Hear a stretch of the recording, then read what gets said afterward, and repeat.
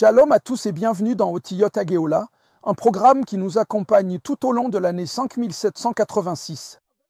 Ce programme très important traite des sujets de la Géoula, de la rédemption, et chaque semaine, je vous présente un concept tout à fait nouveau dans la pensée messianique chassidique alors que nous nous préparons à la venue du Mashiach.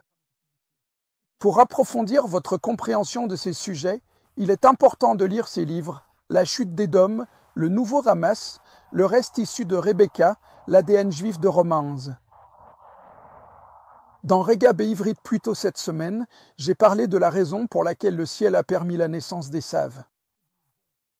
Vous voyez, dans les cieux, il y avait une hésitation sur la naissance de Ésav. Cela serait-il, oui ou non, une bonne chose? Mais les cieux ont autorisé la naissance d'Ésav pour une seule raison, afin que Yaakov puisse s'élever. En essence, Ésav représente cette force adverse dont Yaakov a besoin pour devenir Israël. Dans la pensée racidique, cette force est appelée une klippa. Cela signifie une écorce ou une enveloppe extérieure. Vous m'entendez souvent, parfois même très souvent, parler des klippotes.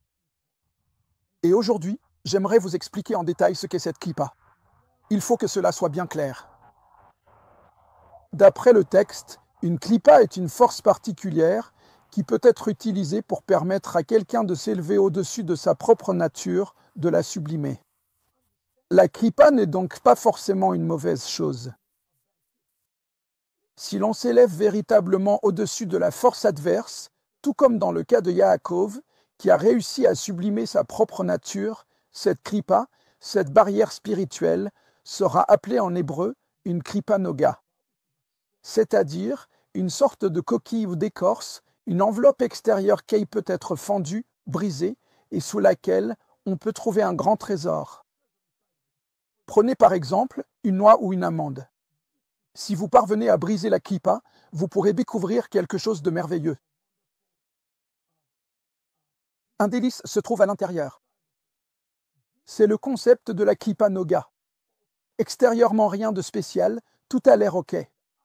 Cependant, si cela peut germer, on verra que de l'intérieur il y a quelque chose de précieux qui se manifeste. Quelque chose de plus précieux qu'à l'extérieur. Mais qu'en est-il de la pomme? Vous pouvez manger l'extérieur de la pomme, mais à l'intérieur, dans les pétins, il y a du cyanure, et en grande quantité cela peut vous tuer. C'est un autre type de klippa. Et c'est une klippa qui te conduit dans la tméout. C'est la klippa tméa. C'est une klippa qui ne peut pas être vaincue, ne peut pas être consommée et ne peut pas être digérée. Et cette klippa amène à la destruction. Cela nous conduit à une conclusion très claire. Les Écritures nous parlent de la séparation entre les brebis et les boucs qui aura lieu dans les derniers jours. Qu'est-ce que cela signifie? Il y aura deux klippotes. Il y a les klippotes qui font tomber. Et il y a les klippotes qui font grandir. Ce sont donc deux forces spirituelles différentes. C'est la différence entre la klippa noga et la klippa tméa. Et cette séparation causée par ces deux klippotes différentes, c'est cela qui est appelé la Torah Aberorim, la Torah de la clarification.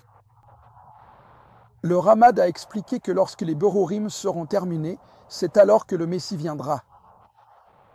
Dans la Parashat Toldot, nous lisons Veyadot Oreset Beakef Esav, ce qui signifie sa main a saisi le talon d'Ésav. Cela s'est passé à leur naissance.